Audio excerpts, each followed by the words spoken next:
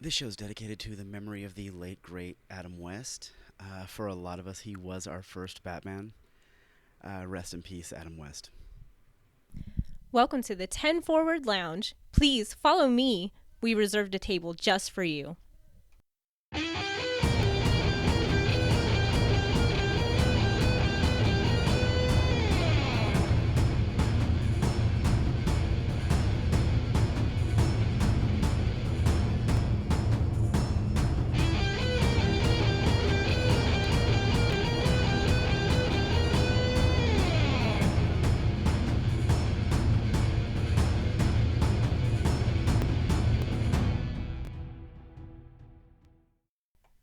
And welcome to the 10 Forward Lounge podcast. This is Greg, and with me as always, this is my lovely co-host Catherine. Hello, how are you?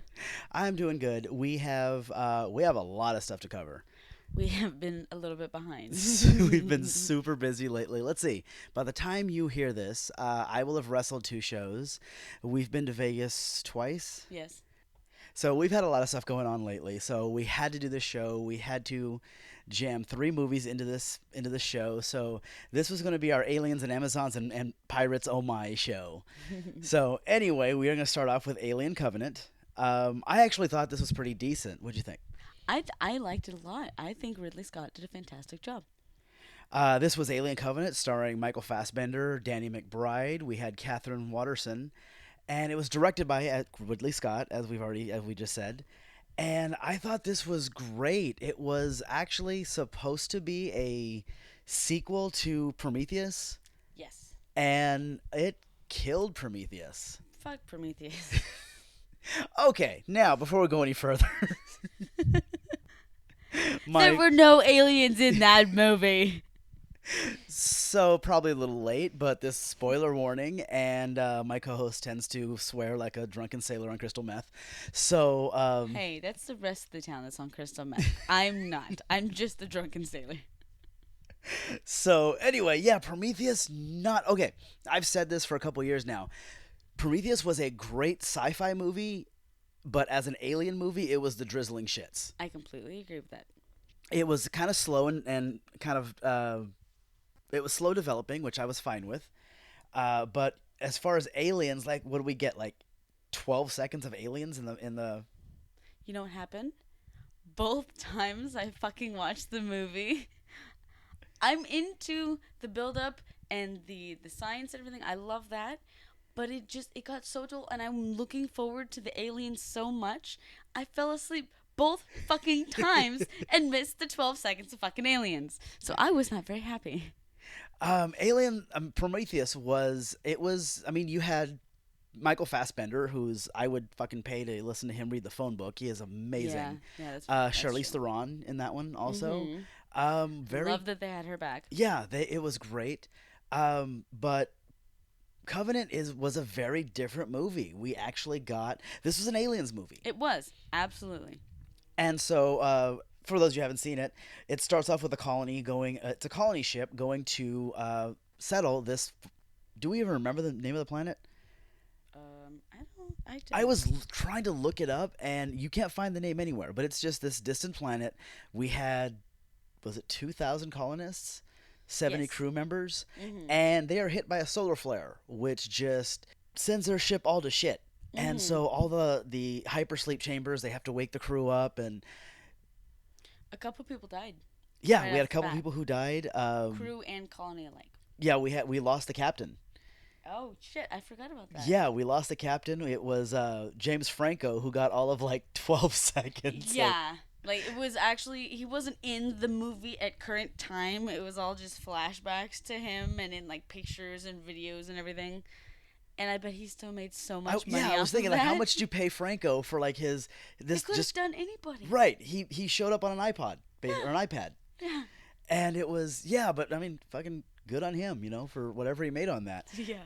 But so as the crew is repairing the ship, they receive this transmission from a very close planet, and it was a female voice, Mhm. and it was a John Denver song, "Take Me Home, Country Road." Mhm. And I love Danny McBride's character. I was gonna say he's the only one that Yeah, recognized it. her character Tennessee was just like that's John Denver. I know me some John Denver anywhere. Mm-hmm. And so they're looking into the It's kind planet. of hard not to know. Well, if you grew up on that, yeah, I couldn't spot a John Denver song. Meh. I like how you shrugged on an You know audio what? podcast. That's my problem. I speak with my hands a lot. I've had to. Folks, she just looked at me and kind of shrugged like, yeah, what are you going to do? It's a microphone. There you go. Leave me alone. Oh, we're just getting started. We're not even in the halfway through the first movie yet. I know. So they find the planet that this transmission came from, and what'd your parents tell you about something that's too good to be true? It probably is. Yeah. And so they find this planet. It's actually closer than the one they were headed to by like 70 years. Yeah, they looked it up. It was much closer, and the atmosphere was even better than the one they were going to. Right. This planet was more hospitable. It's late, folks. It's almost midnight. My lips aren't going to work. So We've worked. We've been to the gym. It's been quite a day. yeah. So I know it's. Fuck it. We'll edit this out. Yeah. All right. So yeah. So they find the planet that is more hospitable. It's than the one that they're headed to. Some people are already suspicious at that point, though, Right. because they're like, you know what? We've researched this for so long, and we put a lot of thought into which planet we're going to colonize, and we chose this one for a reason. Let's not stray from the plan. Let's continue with what we were going, and screw the new planet. But the captain, being a new captain, Mm-hmm. we find out that he was completely unqualified for this job. Mm-hmm. He just says, "Screw it! I'm following my gut on this one, and we're doing it." So they set down on this planet, and they're actually like, it's really creepy because there's no life whatsoever. There's no No. birds, no animals. It looks like Earth. They've got the mountains, they've got the plants, they've got the rivers. They commented that there was wheat. Yeah, there was wheat growing and everything, which somebody had to have planted.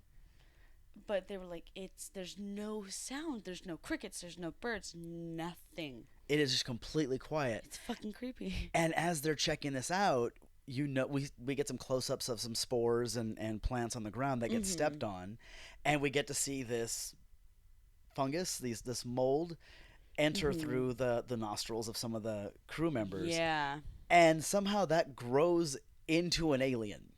Yeah, it takes over some part of your body and it starts growing it, and then Two of the crew members get very ill and have to be taken back to the ship immediately. because it was split up, we had a couple members in the ship doing the repairs while the rest of them go to explore.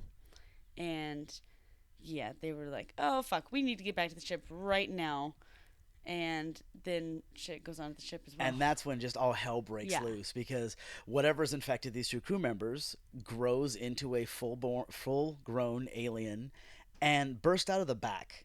Well, the main repair lady didn't even want to let them back on the ship because they're like, no, he could be contaminated. He could have something that could kill the rest of us. They didn't listen. She called it, yeah. And so you get two of these crew members who basically they just have these alien beings bursting out of their body, and One of them, did the other one even make it back to the ship? I don't think he did. no, he It was in didn't the make it field back. And everything, yeah. He went down. And so these two things just hatch out of their body and proceed to kill the rest of the crew. Mm-hmm. There's maybe 4 or 5 left. Yeah. But they're fighting, they're fighting for their lives when all of a sudden this hooded figure shows up, fires a flare into the air, and basically he's got the Arnold Schwarzenegger moment, which is, come with me if you want to live. yeah. And that's I when we did find like out that. it's Fassbender. Fassbender was great in this movie because he played himself, well, not himself, but he played opposite himself. Because there was David, the android from Prometheus, and then there's Walter, the new android from Covenant. Yes. And Fassbender's liked playing the play both on that. roles, and he did a fucking fantastic job. He killed it. He was the star of this movie. This was Fassbender's movie. Fuck yes, it was.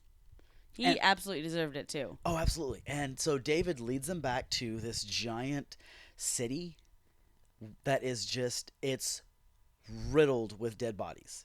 Mm-hmm. And they're trying to figure out, like, what happened here? What caused the entire population? Yeah, they're all, like, crouched over and burnt and black, and just they looked like they were just screaming in pain when they died. It looked like Pompeii. Yeah, It exactly. really looked like exactly. Pompeii, where there's just corpses all over the place, but they're just kind of frozen into place. Yeah, whatever and, terrified position they were in when right, it happened. and we have no clue what's going on. And he doesn't say a word as he leads them through this, and they're just looking around in horror. And so and he gives them some bullshit story about. He starts telling us about how he and Shaw from Prometheus. So at least this is the only part that connected Prometheus was David and Elizabeth Shaw, The only survivor. From the the only last survivor of the Prometheus. Last time we saw them was they were headed toward the Engineer's planet, Yes. and we find out they made it. We think. Mm-hmm. Did he say that she didn't survive the crash? Because they crash landed on this planet. They did. I think that's what. And he so I said think, happened. if I remember correctly, it's been a while since we've seen this, folks. I mean, Aliens Covenant came out like 4 weeks ago, so it's been a while. And but anyway, Yeah, May 17th. right. So 19th. anyway, that David leads them to believe that Shaw did not survive the crash, and he takes them to this burial site where she's allegedly buried, and Oh, sob story. yeah, he gives him this. I'm a genuine. What do they call them? It's not robot. That's offensive. And synthetic human, synthetic human. synthetic person. Synthetic person. Yes, I do love that even the androids are politically correct. Right? They're like, I don't think so. Don't call me that. Don't call me the A word. Fuck you. I can use the A word, but you can't. Yeah. Because it's my word. But Fassbender did a great job of making David come off so creepy. He was super fucking creepy. Like, okay, so he plays Walter as this very innocent, very I don't want to say naive, but he's just this. He's there to serve. He's got a job. He's got a function. He operates. He doesn't do anything above or beyond. As where David is so very different, almost more evolved. And the great comparison that I've seen online and was that it was like from Star Trek: The Next Generation when Brent Spiner played Data and then he played Lore. It's a fantastic comparison. His AI had more. He was able to free think more. He was more complex. Yes, he really was. And so, but everyone's like, no, like some people aren't buying it. Like something's wrong here. They're not telling us what's going on. And then as the movie goes on, we find out that David's full of shit. Yeah. David, they got to the planet, and in Prometheus, they had this chemical agent that was supposed to be a weapon. And David dropped it on the entire population of this planet. David essentially committed genocide. He did, absolutely. And then he gets down there, and they had the chemical agent that was supposed, it was a bioweapon, and David starts experimenting with it, and he starts trying, and we find out that he experimented on Shaw. Right, and we find out that he essentially created the xenomorphs. He did. He was tinkering around with it. He's genetically altering here. He's doing this. You see a lot of his failed experiments in there. And he turned into Dr. Moreau. This was the island of Dr. Moreau. Yes. And we find out as the movie goes on that he experimented on Shaw. Yeah, when you see what he actually did to her, oh my god. Yeah, he dissected her. It's horrible. He absolutely dissected her. Well, she's all like blown up and fucked up from trying to transform her, and then he dissected her, and it's all fucked up. So David takes him into the room where we see what we've come to know as the alien eggs. And I can't remember which crew member it was, but he's telling him like, no, you need to see this. Come here. Come here, take a look. And then the egg opens up, and this is one of those times where the viewers know what's going to happen. Oh yeah. Like we all knew what was going to happen. Like the original pod that like curls open in the 4 leaves, and then you look and you're like, oh, it's moving. What's in there? And you lean in, and then it fucking bursts open and bursts on your face. But no, the worst part of that scene was David. It was. David was so sadistically kind of. He like got off on him. He really did. Ooh, it was just. I just hey, can't wait for him. Hey, take a to, look. Yeah, hey, take a look. Come here. Come on. And of course, this fuckwit has to look over into the egg, and boom, face hugger, right on his face, wrapped around his throat. Yep. And The And thing then he I just watches. right, and the thing I don't like about the newer Alien movies is that was a horrific scene in the original Alien movie. They really like made a big deal of that. Right, and the whole scene where the face hugger is locked on, and it was fucking horrific. And they've kind of toned that down a bit. Yeah, like the person used to be like squirming all over the place while this thing's on its face, and then it's all moving, and like you can see it's like sucking into your life. Right, and they cut away from it so fast because I mean we're still checking on the rest of the crew. Yeah. They cut away from it so fast that it's almost like this thing was only on its face for a couple minutes. And in the original Alien, like that thing was on his face for like 2 or 3 days, Yeah, it did take a while. which made it so much scarier. As where this was just boom on his face, hatch thing in his throat, done. Mm-hmm. And so of course now we have a chest burster, and now we have what we have identified as the alien xenomorphs. Mm-hmm. These are the aliens that we all know. This is what we were waiting for in Prometheus. Mm-hmm. We got it. What would you say, about 2/3 of the way through Covenant? Covenant? No, it was sooner than that. Was it? Was it about halfway Yeah. through? It was like a third to halfway through. It was Okay. It was pretty. So it took us one whole movie and a third movie to finally get the aliens that we've been wanting. yeah, And then I was happy with it. I was and then extremely this happy becomes with your typical alien movie. This becomes a xenomorph that's just fucking shit up. it. Yeah, these things are taking over the fucking ship. And so I really like the way they did it. It had the old school feel. It had so many references to the first two, but it was independently, like it was good on its own as well. It held its own. I don't know where I'm going with this. no, it really was. I mean, Ridley Scott did a great job of paying homage to the original Alien, 1973, Sigourney Weaver, Tom Skerritt. I mean, he did a great job. There were so many references. Mm-hmm. And this is what we remember from the original Alien movie. This is what I was fucking terrified of as a kid, was this creature right here. And of course, in every Aliens has its tropes. It has its tropes. There's always at least one alien just It just kills fucking everybody in just the end. kicking the shit out Yeah. of an entire population, Like whether it the be a super ship, whether badass. it be a prison, an Alien 3. Mhm. It's all you need is one, and we got that.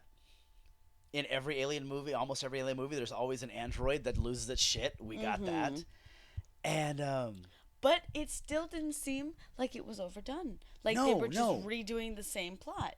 I like that. A lot of movies, you're like, ugh, I know where this is going. I already know the plot line.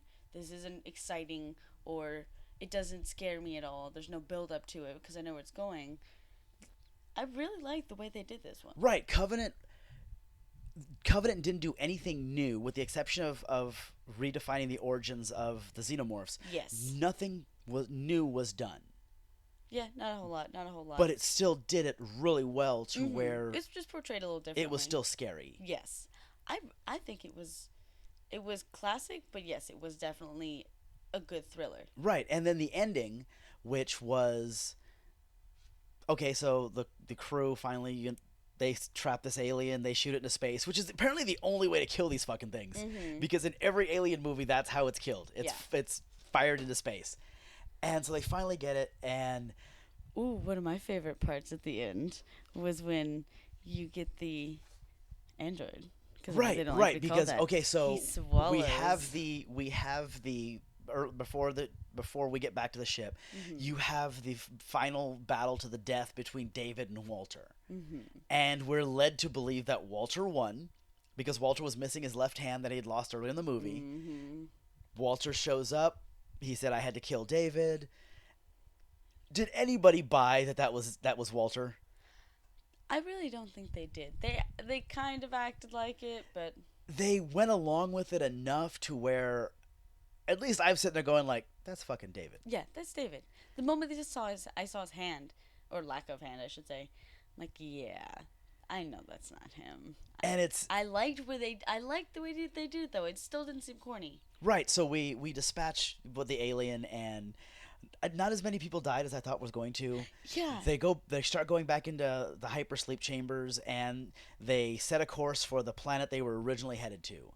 And Walter, quote unquote, is, he's an android. It's his job to watch the ship while they're in hypersleep. And as Catherine Waterston's character was just about to drift off into hypersleep, Walter reveals that he's David. He's been David this whole time. And she loses her shit. She tries to get out, but hypersleep was already set in. She's out. It was fucked up the way they did it. I liked it. It was intense. Right. He was so fucking creepy. He was. And then, can you imagine finding that out and you're trapped in this little pod and then you're fucking knocked out from the gas or whatever that puts you to sleep? Right. And David is he's just, good night. Yeah. Who knows what you're going to wake up to? Right. And then the last thing we see is David just walking around the ship. They had these drawers with fetuses that we're assuming were human and maybe some wildlife.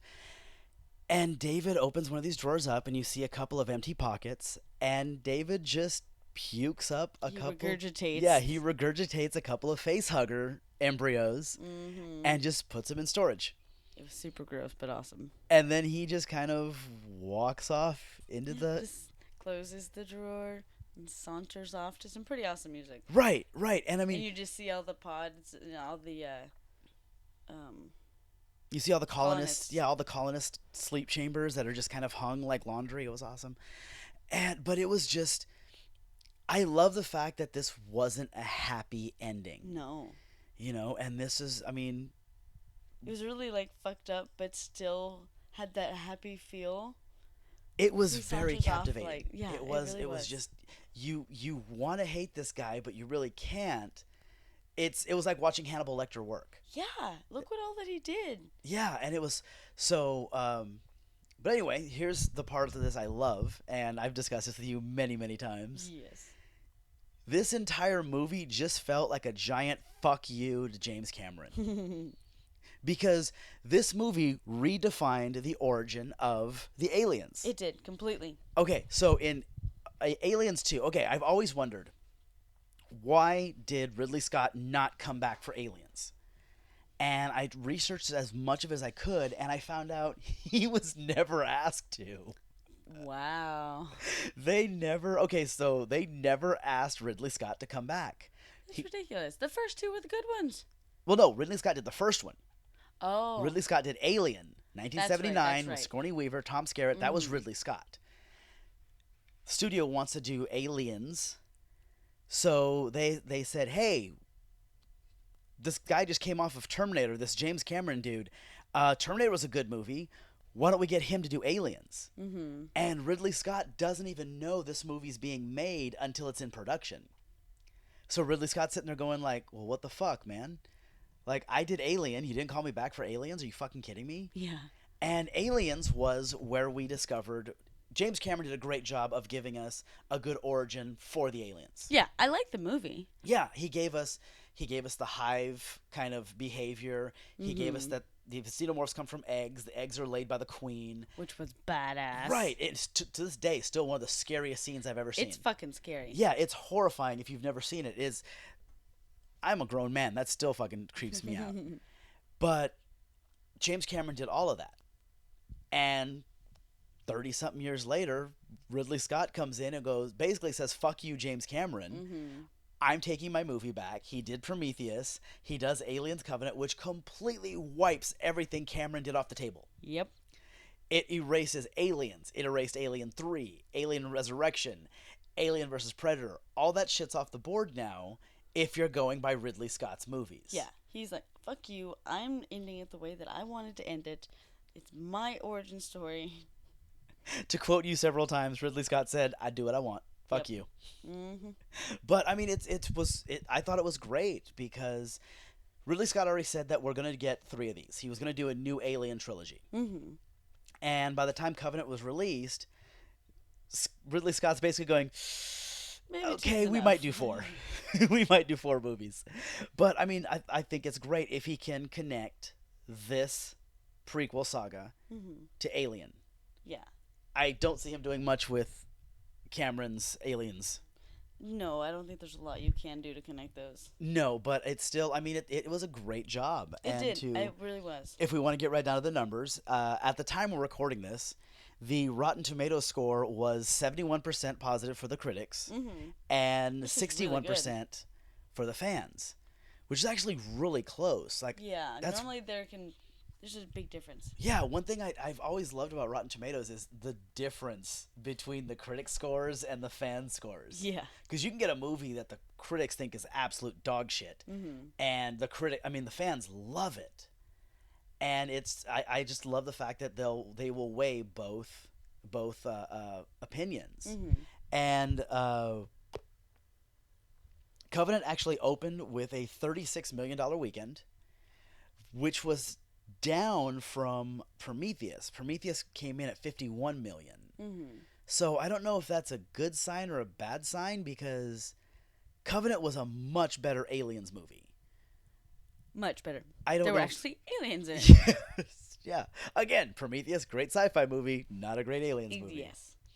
So that was Alien Covenant. I liked it. I really enjoyed it. I did. I was very happy walking out of there. Yeah, and so we'll move on next to Pirates of the Caribbean: Dead Man Tell No Tales, starring Johnny Depp, Javier Bardem, and Jeffrey Rush. This one directed by Joaquin Roming and Espen Sandberg. And I really enjoyed this one too. Now, admittedly, we did see this movie after, this is our third night in Vegas. We've been drinking for 2 days. We've been at Punk Rock Bowling. I had a rough day that day. It was a long weekend. Yeah. Got to watch Iggy Pop, Bad Religion. We got to watch the Dickies, It was amazing. Real Mackenzies. It was an awesome weekend. Just a punk rock show and a lot of alcohol.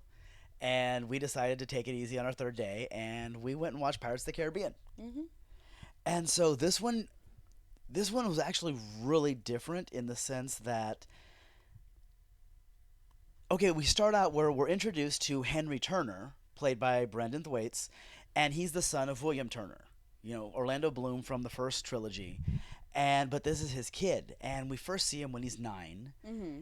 He essentially tried to commit suicide. Pretty much. He ties a bunch of rocks to his ankle. He throws them over the side of this rowboat, and he sinks all the way down to the bottom, where he finds the wreckage of the Flying Dutchman.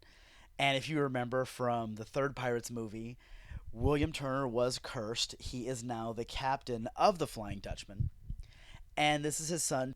He vows that he's going to break his dad's curse, and Will Turner, we got Orlando Bloom back for a little bit, and he says, "No, forget about me. I'm done. I'm trapped here. Just don't fucking come back for me." Mm-hmm. This is my fate. You need to accept it and go live your own life. And then we flash forward to about 10 years later. Henry Turner is working on the crew of a British Navy ship, Mm-hmm. and he has done research to where he needs the Trident of Poseidon to break his father's curse. Yes. He had researched all the myths and... He said every legend of the sea, Yes. but they also said that he didn't serve on that many ships. Yeah. Like, Which how I- did you get all this information? I Don't thought you that was get kind- it from the sailors? Right, I thought that was kind of funny that he knew all the stuff about the sea, all these legends and curses and everything, but he hadn't been on that many ships. Yeah.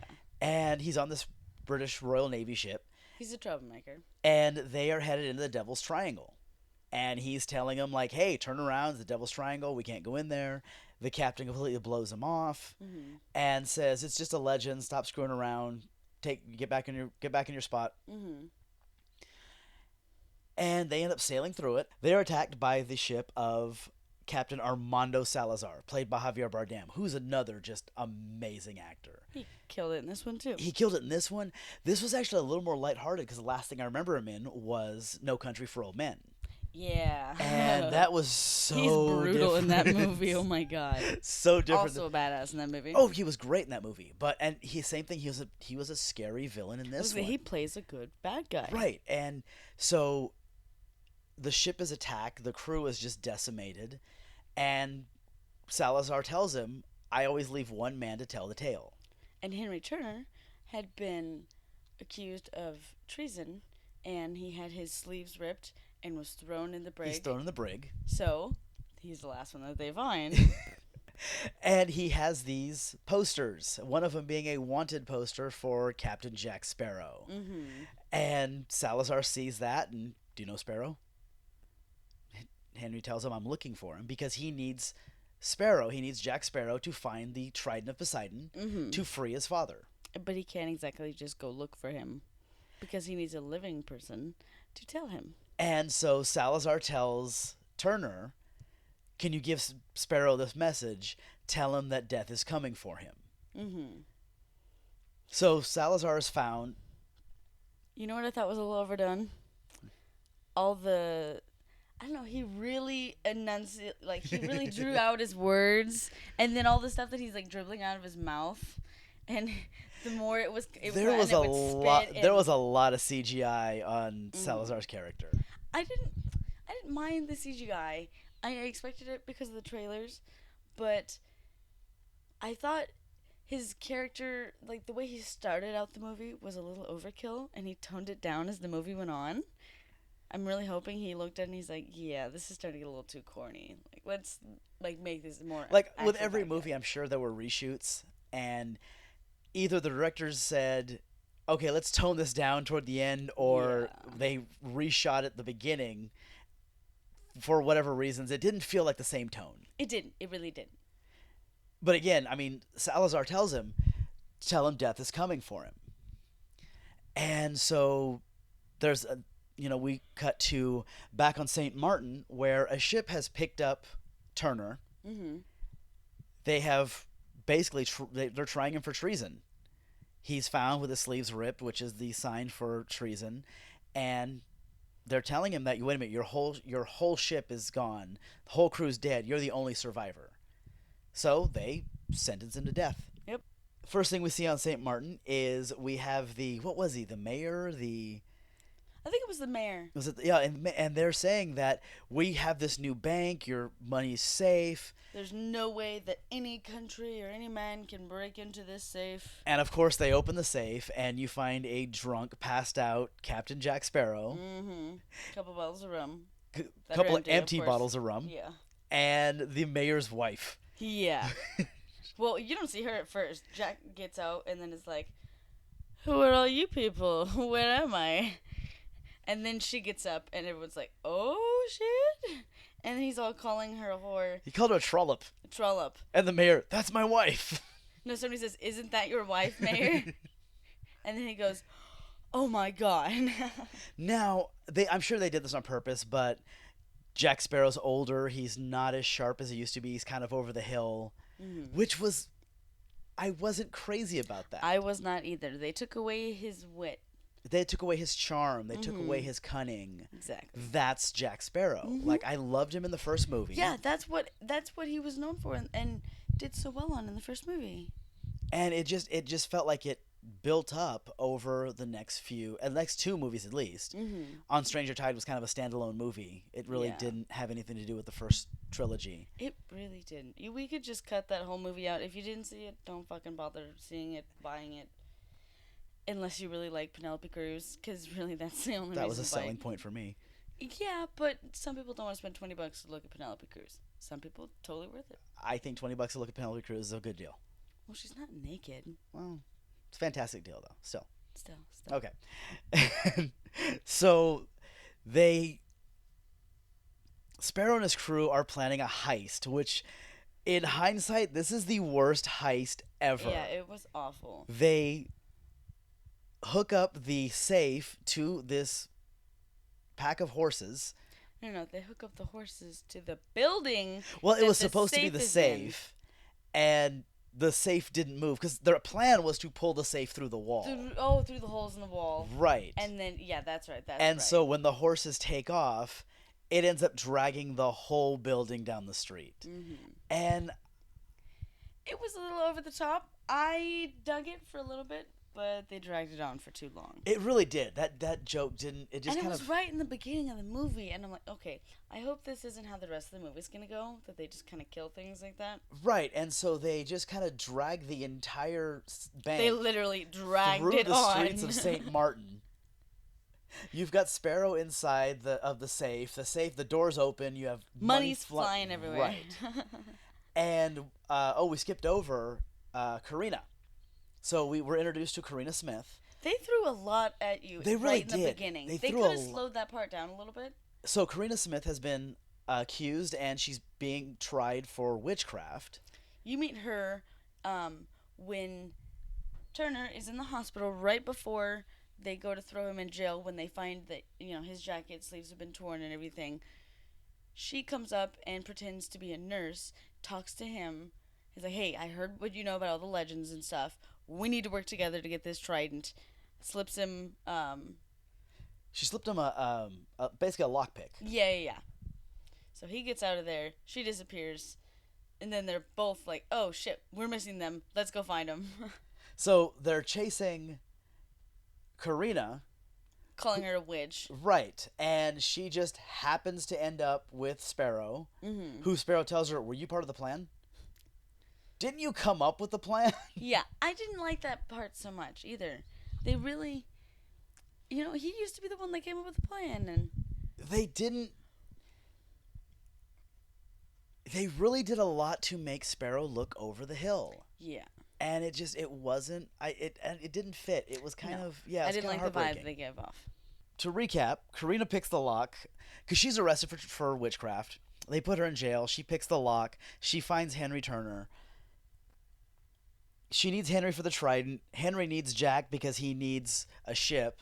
Somehow Barbossa gets thrown back in the mix, I and love Barbosa. they're all somehow being chased by Salazar.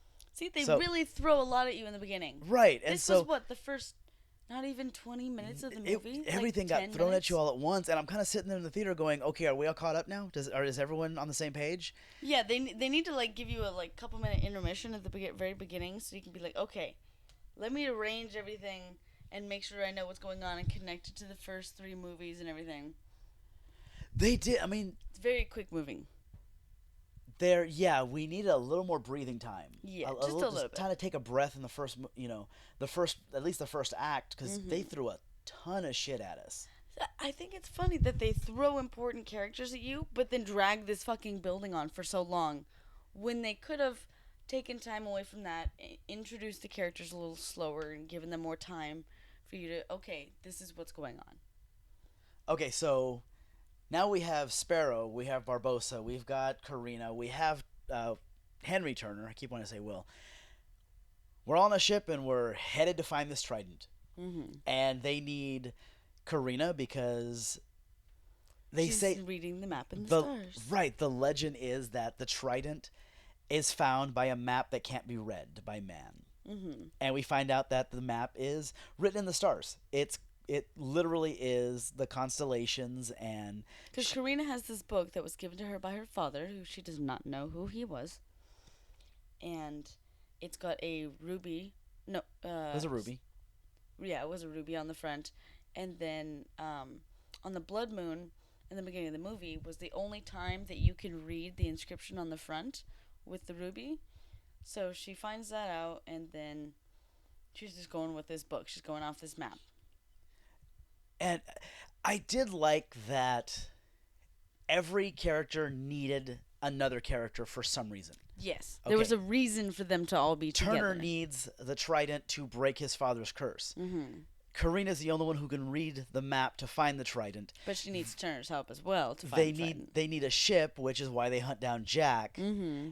And I did like that part. That was well crafted in the sense that there was a reason for everyone to be there. Mm-hmm. There wasn't nobody was just there for the hell of it. And you were just supposed to look past why they were together at all. No, it made sense. Right. Even Gibbs. Mr. Gibbs he's always been Jack Sparrow's right-hand man, you know, even though they're not really seeing eye to eye and Yeah, they he's kind kind of of lost over his faith. shit for a while.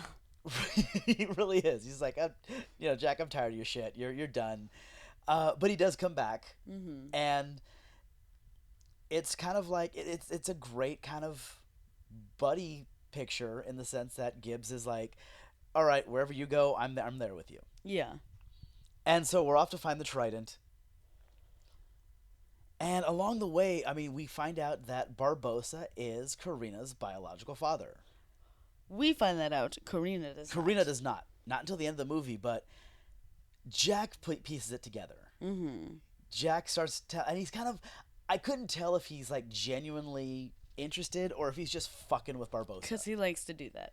And he's just like, huh, orphanage, huh? So, and he's kind of telling him, like, I wonder if, oh fuck, I can't remember how he did it.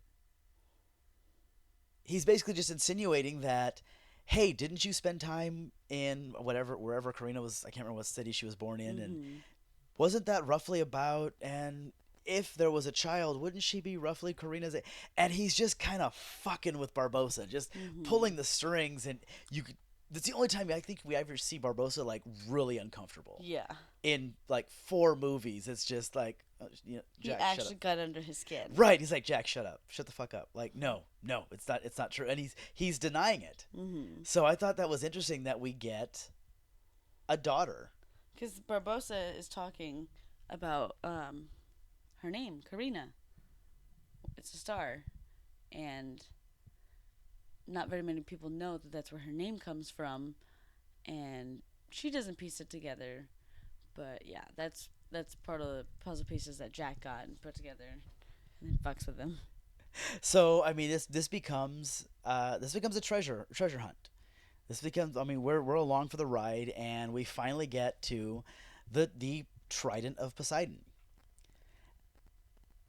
Karina leads them to him, and they figure out that so we're told in the beginning of the movie that this trident controls every curse pretty much ever in the ocean.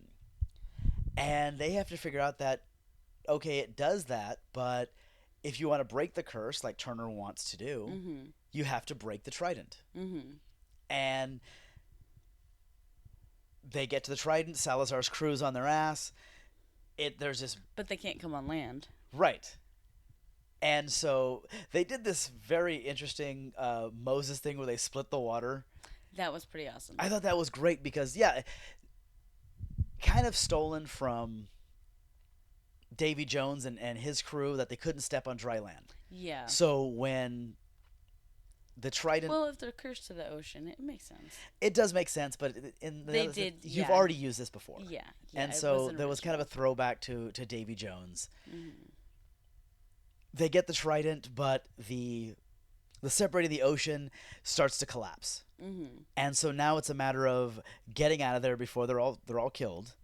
They do manage to break the trident, and now all of Salazar's crew is mortal.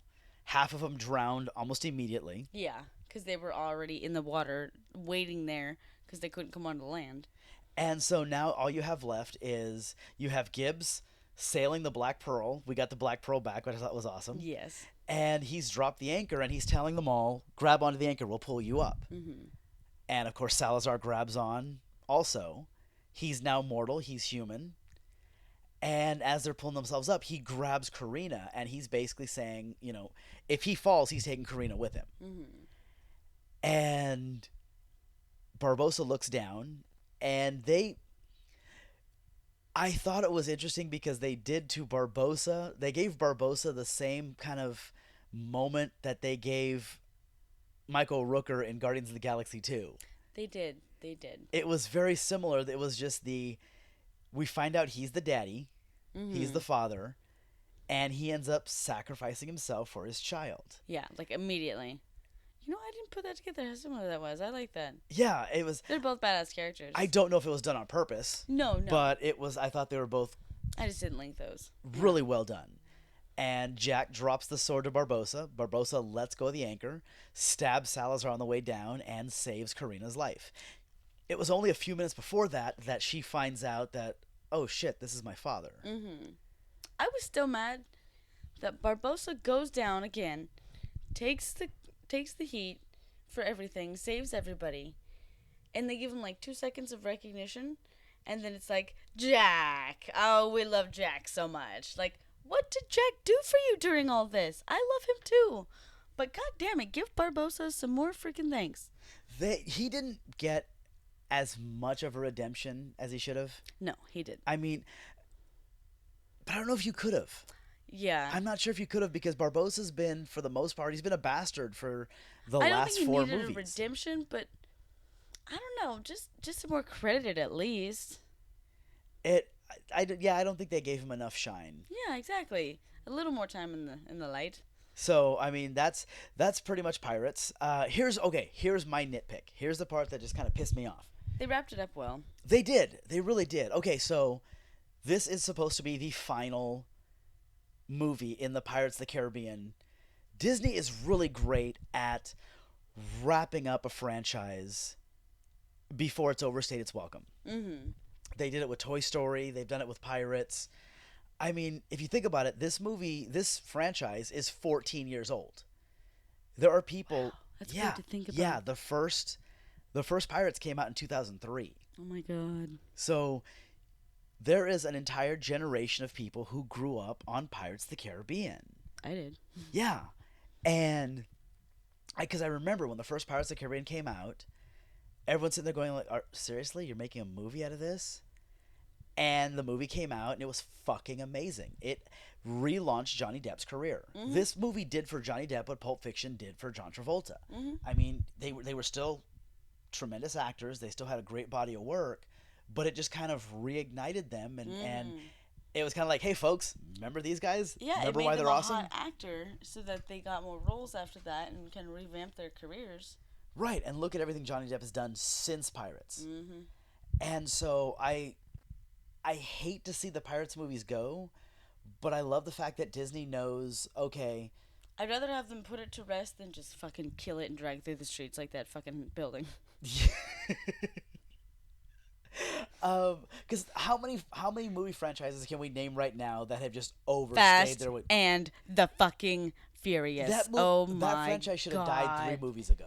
Somebody should have just taken a shotgun to it The and Saw just movies, put it out of its the misery. Saw movies stopped being good after the 3rd one.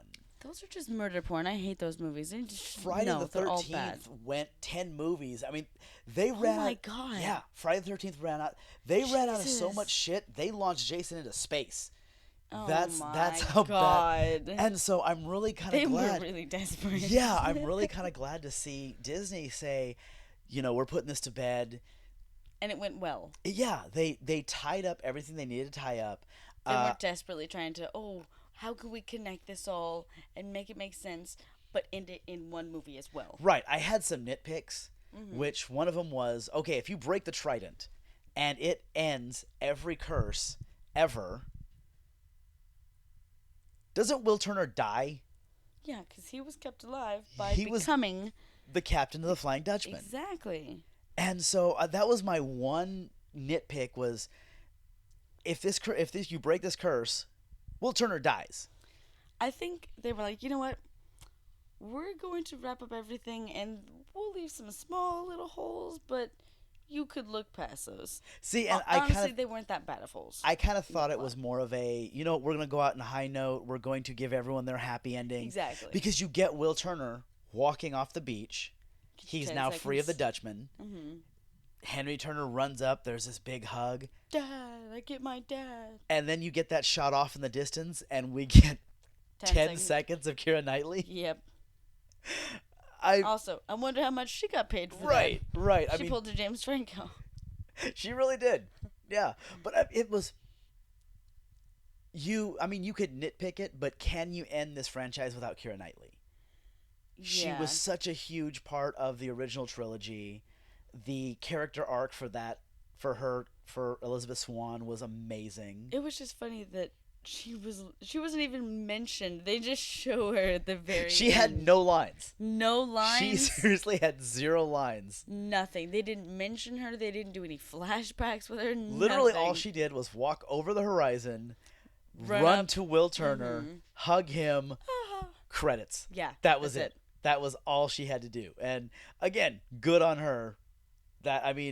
She was there She got a chunk of money because at that. people would have bitched if she hadn't been there. What about Elizabeth Swann? You know what? I bet you she was on contract for that one too. It's like, fine, bitch, we'll give you 10 seconds. I'll put my fucking corset on and put me in that goddamn dress. I'll hug Orlando Bloom. Now cut, print, I'm out this bitch. Fuck off. So again, we'll go to the numbers. Rotten Tomatoes at the okay. As we're recording this, Rotten Tomatoes came in 29% for the critics, They did not like it very much. 69% for the fans. And this is what I'm talking about. That's a 40-point difference. Yeah. And I think the critics have to be, They're going pretty harsh on it. I think they kind of had to be objective. And as a movie, this thing wasn't great. It Yeah, they fell were going apart. as an individual movie versus, okay, they're trying to wrap up the franchise. Right, and I think the fans were more sentimental.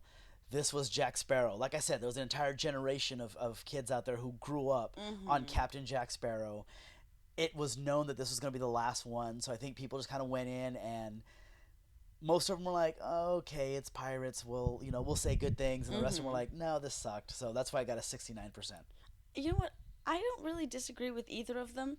If you're going to be judging it from a movie critic's point of view as an individual movie, not the best. No, it wasn't. But again, that sentimental, Exactly. That's what It's carried Captain it through. Jack. That's what really actually, it did a good job. Well, second lowest opening. It was still the second lowest. What did the fourth one get the lowest? no, actually, the lowest opening is the original. What? The original Pirates of the Caribbean, Curse of the Black Pearl, was the lowest opening weekend. Oh shit. Yeah. People blew up on that shit afterwards. Oh yeah, so. this movie opened with a $63 million opening weekend. And I looked up, because, okay, folks, I get all my research is done off of boxofficemojo.com and rottentomatoes.com. Yes. So that's where I get the majority of my stuff. I might read You some, want to double check us? I might read some articles on Screen Rant and comic book movies and stuff like that. We try not to bullshit, But so at least with the numbers. with the numbers, I try and make the numbers as real as possible. Yeah. But at the time we're recording this, $63 million opening weekend. Pirates of the Caribbean, Curse of the Black Pearl, $46 million opening weekend. However, this movie opened in about 1,200 more theaters than the first one did. Yes. And First one, they were just throwing it out there, seeing well, how like well I it was said, on gonna the do. first one, you had people who were really super skeptical, and they're saying, like, Disney's making a movie out of a 30-year-old, 40-year-old ride? Really? And then it came out to be this giant juggernaut, this money train. It's amazing. So they made 4 more of them. So many people, like me, fell in love with the first one. I can quote that movie fucking line for line for the whole thing, and I have driven so many people nuts doing that. Well, it didn't work out as well as Disney thought. If you remember, do you remember the Haunted Mansion movie I love that movie. I actually have that. with Eddie Murphy? Yes. Oh, God, it was so It- bad. I only liked it because it's nostalgic, and I was younger when I saw it. If I saw it now, oh my god. It's dog shit. It's bad. It is absolute There's dog so shit. many fucking plot holes in that movie. And I wish And I I looked up. love that ride. I wish they'd done I it do justice. too. Anytime I go to Disneyland, watch. We're gonna go to Disneyland. You're gonna see I ride 3 rides: Pirates of the Caribbean, Haunted Mansion, Star Tours. Those are my 3. Indiana Jones. If it's not fucking broke down. I was gonna say like Indiana always. Jones is always out of order. I love that ride so though. when it's open, I hit that one too. But those are my 3, and everything else, I just kind of see what the lines look like. But Are you a fast pass guy? I can be. I went to Disneyland so much over the last 12 years. Yeah, true. My ex-girlfriend loved Disneyland, so we went all the time. I bought her. Literally all the time. I spent 3 years buying annual passes. That for 2 annual passes, that is $1,000 a year. I dropped $3,000 on annual passes.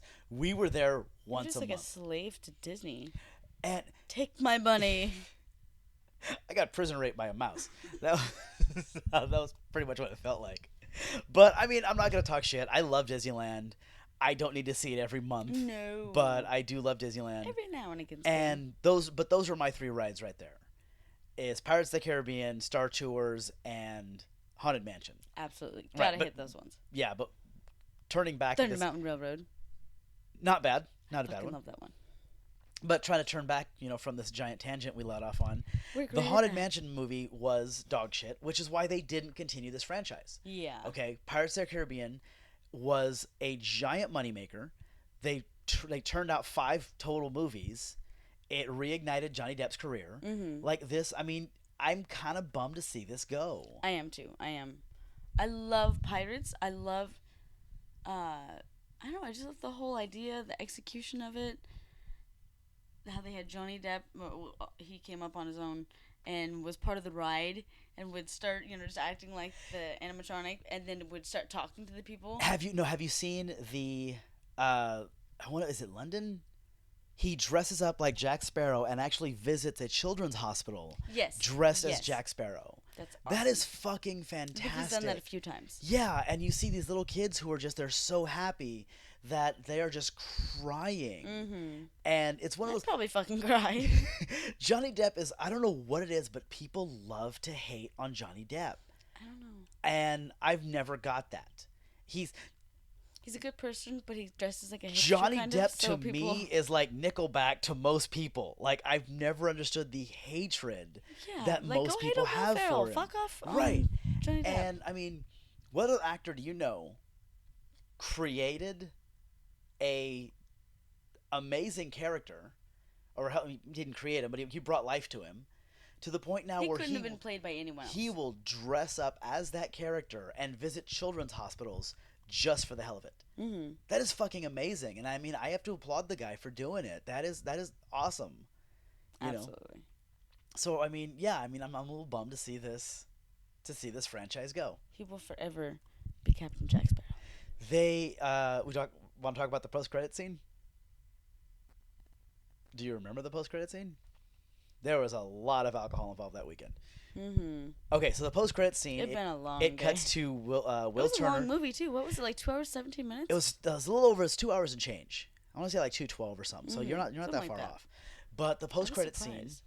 is Will Turner in bed, Elizabeth Swann. They're both asleep, and Oh, you do I remember this remember now. now. Okay, the door squeaks open, It was creepy as fuck. and you just hear this knocking, like a peg leg, walking across the floor. Then you see a You see shadow. Turner's eyes open, like, oh fuck.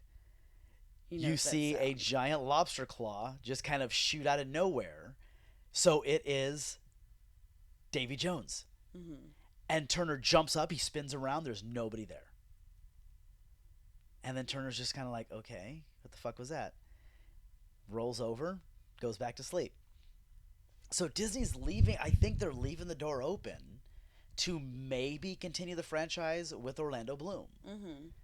But It's possible. it's possible, but can you really make a Pirates movie without Johnny Depp and Jack Sparrow? I know. But I like that they were kind of trying to address their plot hole where Will Turner should be dead. And I think that it's Captain Davy Jones coming back and being like, hey, it needs a captain. The Flying Dutchman must have a captain. You know what? You can't get off scot-free like that. I hadn't thought about that. I honestly thought the whole point of this post-credit scene was maybe we'll leave the door open, we'll continue on with Will Turner. I still think they could. I didn't But I think think of that's how they would do it. right. I didn't even think about that. It would that be was him hunting him down and be like, you're supposed to be dead. You have to do something. There's got to be some debt paid for this. right. Like I saved you. The but Dutchman has to have a captain. Mhm. You were supposed to be that captain. Debt must be You paid. abandoned that post. Mhm. I love that. I hadn't even thought about that. That is Mhm. fantastic. So, okay, so that was Pirates of the Caribbean, Dead Man's Tale. I was happy with it. I It was It was a too. good way to end my birthday weekend before our miserable fucking 8-hour drive home. Never go to Vegas for any kind of holiday, folks. That's fucking Mm. stupid. And my birthday happens to fall on one. There's a holiday weekend and a giant punk rock freaking festival with people coming from all over the world that all leave on the same fucking day. Next time we're flying in and flying out. Seriously, that Yeah. would be just easier on our I'll- fucking peace of mind. And We parked my car for 3 days, so it's not like we needed my car in Vegas. no, not really. No. So, all right, moving on. So we definitely saved the best movie for last. We went and saw Wonder Woman last weekend. And what did you think, babe? I loved it. She was an Amazon badass. She was a warrior woman.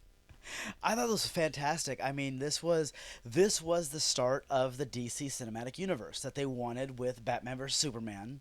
She was the only good part about that. She was she was the best part of that movie. I think Affleck's Batman was really good. And I still love Henry Cavill as Superman. I know people hate me for saying that, but I thought Gail Gadot as Wonder Woman was amazing in that movie. Yes. She really did a good And job. after watching this one, I kind of want to go back and I want to watch it again because now I have a better grasp on this character. Yes. I want to do the same. So we have Wonder Woman starring Gail Gadot, and I hope I'm pronouncing that right. I've heard Gadot, I've heard Godot. I'm really hoping it's Gail Gadot. I'm an ignorant American. Leave me alone. Chris Pine, who's fucking great in everything. He is. I mean, has Chris Pine ever made a bad movie? Not that I know of. Not that I can think of. Okay, this is directed by Patty Jenkins, who did some stuff, did some indie films. Indie films, a lot of TV, but this was her first feature film. She did a lot of Game of Thrones episodes. I think the most notable thing on her resume up to this point is Monster, with Charlize Theron, Yes. the aforementioned Charlize Theron. And this movie was fucking fantastic. I thought this was great. I did too. This opens up almost immediately post Batman vs Superman, but I don't feel like we've gotten to Justice League just yet. This okay, so the movie starts off present day Paris. She looks like a curator of a museum, Yeah, something like that. and so we get this giant Wayne Enterprises truck. This armored truck pulls up, and these guys deliver this briefcase, which has the original World War I photo that we see in Batman vs Superman. Yes. Bruce Wayne has hunted this thing down because he's Bruce Wayne. He can fucking do that. Yeah. And he has delivered her the original photo that we first see, and it's got Chris Pine. It's got the special ops troop, for lack of a better term, Yeah. that we see in Batman vs. Superman. Okay, and I guarantee you that scene right there. So many people went, I want to know what that is. Yeah. Show me that. And that's exactly what this movie did. It was awesome. It was good because some flashback movies can be like, oh, this is corny. You've kind of ruined everything in the beginning. You already know exactly what's going to happen. And this literally just explains it. It doesn't give away anything. This movie, okay, before this movie came out, just from the trailers alone, this movie caught a lot of criticism as being, oh, they're just redoing Captain America: The First Avenger. Mm-hmm. And I could kind of see the similarities. I can see the comparisons. But this is all on its own. Yes. Captain America was great. It was an awesome movie. It's part of the dynasty that Marvel Studios has set up. Mm-hmm. But the only thing it really shares is the time period. Right. Not even that. This takes place before that. This is World War One. Oh, this is World War One, not World War Two. Yeah, this is World. True. In the comic, it starts off in World War Two. Mm-hmm. But for this movie, they actually decided World War One. Why the change? I'm not entirely sure, but it didn't. Maybe matter. to make it different from Captain America. Yeah, it didn't. It didn't hurt it at all. Mm-hmm. So we see Diana Prince. She receives the photo from Bruce Wayne, and we immediately cut to her childhood. She's about maybe 7, Yeah. and she's running around there she's with the Amazons on Themyscira, and she's watching them train. Yeah. She's watching the combat training, and It's adorable. it really was. It was so cute She because starts doing all the movements that right, they're doing. she's doing the forms, she's doing the blocks, the And strikes. She's so into it.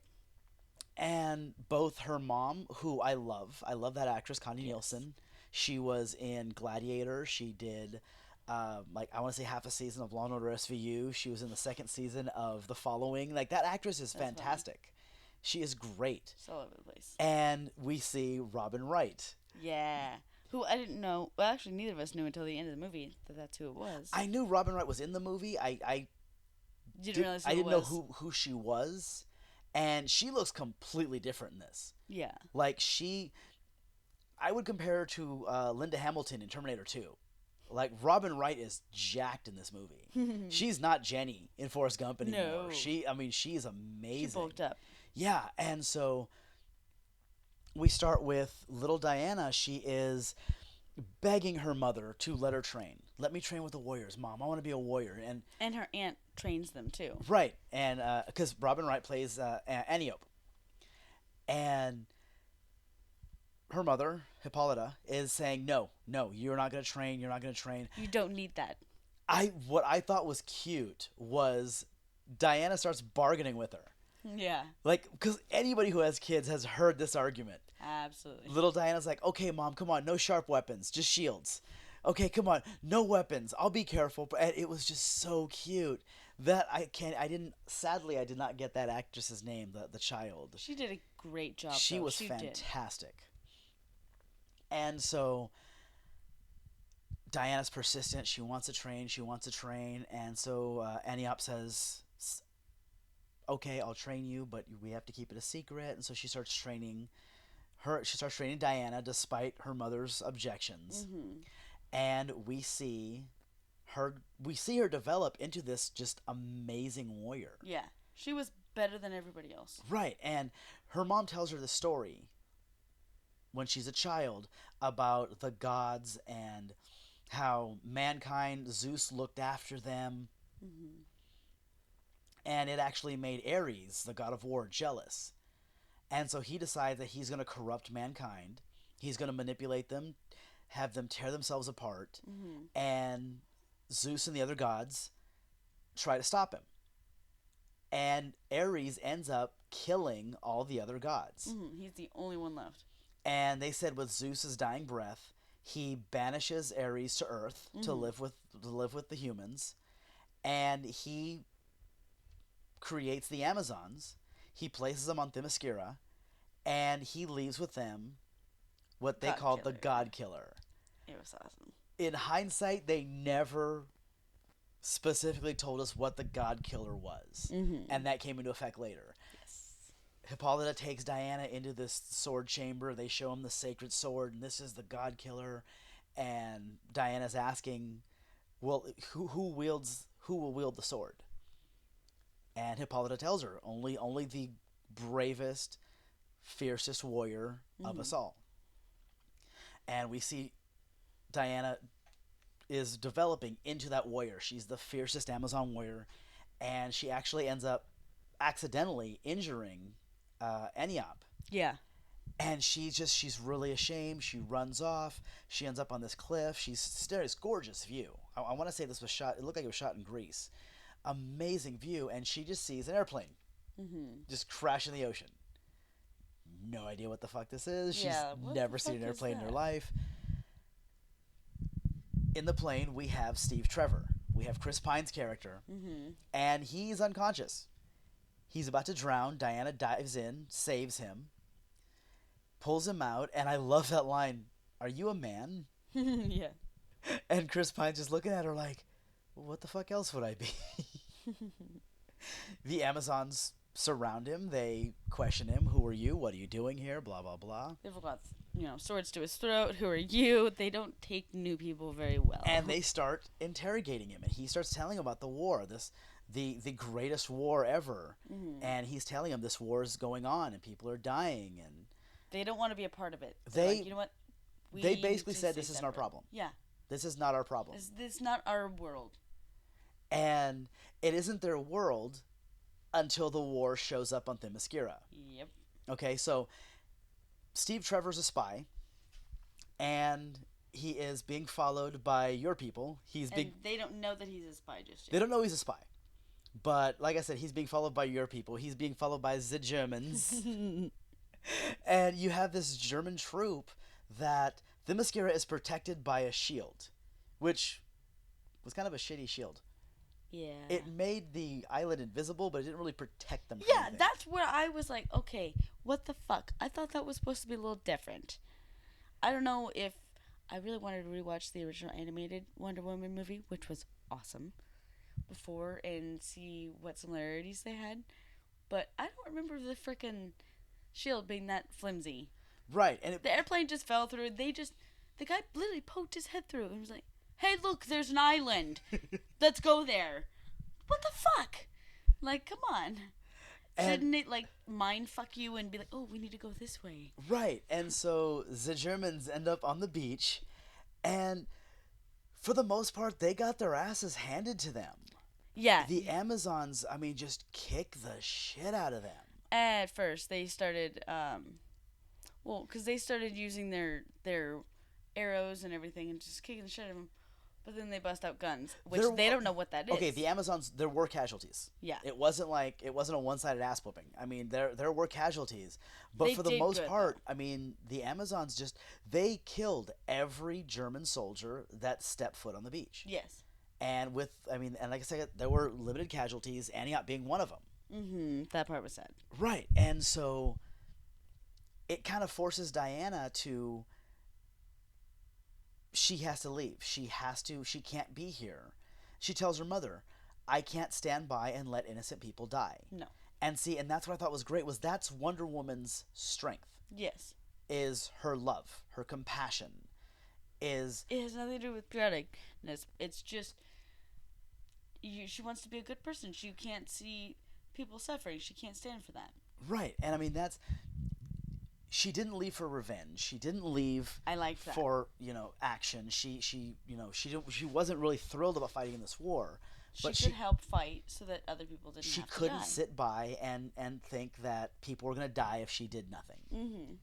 And so she returns with Steve Trevor to London. And okay. Like I said earlier, the criticism of this movie was that it was too much like Captain America the First Avenger. Mm-hmm. I was hearing reports that this movie was basically Captain America and Thor wrapped up in one movie. I didn't think so. I see the comparisons. I don't think they're valid, but Thor, for the most part, at least the first half, was a fish out of water movie. Yeah. And that was a lot of what we got here with Wonder Woman. We get Diana, she's in London. She's never been off Themyscira before. And we got a lot of comedy. She's very different than the woman of that time. She's like me, placed back then. I would be dead. It's like and you in I the would, 50s. Yeah, it would just not go very It's well. not going to end well. She can't keep her mouth shut. She doesn't stand for all the ridiculous men's thinking back then. The chauvinistic Yeah. philosophies and reasonings. Mm-hmm. And we get Steve trying to take Diana around London. We were introduced to Etta Candy, Steve's secretary, Yes, who was so great in this movie. she was. The movie wasn't super serious. I liked the tone that it had. I really did too, because it was the origin we needed. We found out everything we needed to know about Wonder Woman. It was serious enough, but lighthearted enough. at the Right, same and time. that Etta Candy had a big part of that She because did. she was the comic relief. She was what Jonah Hill ends up as in most of his movies. Yeah. Jonah Hill does a great job of physical comedy. He lightens the mood when it needs to be lightened. He can play serious. I love that character, and that's kind of what Etta Candy was here. Yes. She was the comic relief. She was never the butt of the joke. She was the setup, Yeah. and she was Diana's link to this world. And she's trying to get her dressed up like a prim, proper lady of that time. Yeah. And That part was great when she's trying on all the different outfits. How can I fight in this? And she squats down and like rips it completely, and she's all throwing kicks and punches. she's got that suit. She's finally got that suit with the high collar, I thought it was sexy. and she's walking around with the sword and the shield. Yes. Just fucking ready. And And they're Steve in public and everything. and Ed are like, okay, that's not gonna work. Give Yeah. me the shield. Give Give me it the to- shield. give it to Give me, me give the it to me. sword. She did not want to give those up. As an Amazon warrior Right. It would was. be accustomed to. It was a fantastic fish out of water story. It I mean, was. it's a It trope didn't seem corny. that's been done 1,000 times, but the way they did it here was fantastic. It was Yes. great. And so Steve is trying to get back to his superiors. What we didn't establish was he was a spy for the British Army. Mm-hmm. And he has stolen a folder, a book of the new. Germany has this new biological weapon, and this is going to turn the tide of the war for them. Ludendorff and Dr. Poison come into play. Yes, we're introduced to General Ludendorff and Dr. Poison, who A little over the. Honestly, the movie didn't even really need them. Like, it could have stood without them. If you look at all the DC movies so far, It's always kind of that unestablished villain. well, they Not don't fully they developed. don't put a lot of development into their villains. Yeah. And this movie wasn't any different. Ludendorff was supposed to be your main antagonist. Dr. Poison his right hand. And It you was really a didn't, woman you really didn't do anything with them. They really with didn't. like a doll fake face. 'cause Right. she's I mean, all- I thought that mutilated. was interesting, and they never gave it to us. They never told us what happened. They didn't. they show She's you just the picture and that. Well, it was kind of from the experimentations of the gas. right, but they didn't they didn't go into how she was disfigured. Like yeah. Like, what did he do? right, these They just used it at the very end when they're trying to show him as a bad guy. right, and these villains were not that well established. They weren't. And I think that kind of suffered. That was And they weren't in the movie that much either. no. Well, I'm not sure you could have them in the movie that much because you're trying to establish Wonder Woman. You're trying to Yeah. establish Diana Yeah. Prince. You're showing her origin. You're trying to build this romance between her and Steve Trevor, which is an ongoing thing in the comic. I think they did it. I'm not crazy about them not developing the villain, but at the same time, how many movies have tried to do too much? I was gonna say it's better that they underdeveloped and spent too much time on it, and it took away from Wonder Woman. I mean, you look at X-Men Origins Wolverine. You look at Spider-Man 3. You look at Green clusterfuck that Lantern. was Deadpool. You have Ghost Rider. All these movies that tried to do too much and they suffered because of it. So I'm really glad they That's true. they gave Diana all the shine she needed. You knew these were your villains. Yeah, kind of background villains. Steve finally gets her back to his superiors. He gives them the book. He's telling them about the new biological weapon, and we need to stop this. We need to go in there. This is going to turn the tide of the war for them. They didn't give a shit. They couldn't care less. They're too busy trying to sign this treaty with Germany, and They just want to end it quickly. right, and so they're talking about they're still sending troops to the front, and they're almost certain these troops are going to die. Oh yeah, and Diana will not stand by that. She flipped her shit. And she's not even. There's not even supposed to be a woman in the room. right. There's not even supposed to be. I mean, they freaked out. They're like, they why is didn't there know. a woman in the room? They didn't know what to do. They're just like, what's she doing here? And Who she's is opening she? her mouth, and she's intelligent. What? Right, but she just flips her shit. Yes. At how can you send soldiers in there knowing they're gonna die? How can you call yourself leaders? I Real loved how leaders. passionate she was. Yeah, and real leaders stand by their men and they die with their men. And Steve has to almost drag her out of that room. Mm-hmm. Pretty much does.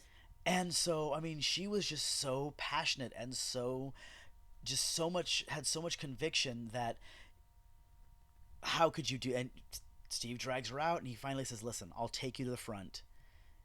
We need a team. And she's so convinced that all of this war is the work of Ares. Right. We skipped over that. I saw that. I kept it on there. So that was the reason she returned to London with Steve. She said that this work it has to be the work of Ares. And who's going to handle that besides an Amazon? Right, and she's the only one. She has the God Killer sword, and she's like the only one that can stop Ares is me. Mm-hmm. And so she's going to kill Ares, which she believes will stop this war. Yeah. Steve is going to stop this biological weapon, which he believes will stop this war. And I thought it was great that they had the same objective, but they were coming at it from different angles. And that just wasn't going to end well for them. You know, they were not going to see eye to eye. And the movie didn't even hide that. I like that.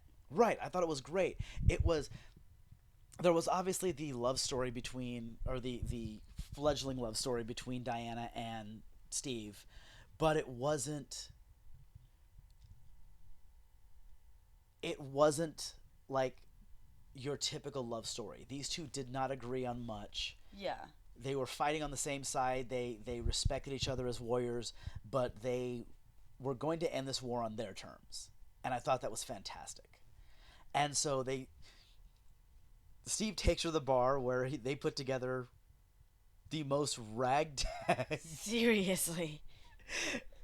I've been hearing again. This movie's been compared to Captain America so many times, and they keep calling this group Wonder Woman's Howling Commandos.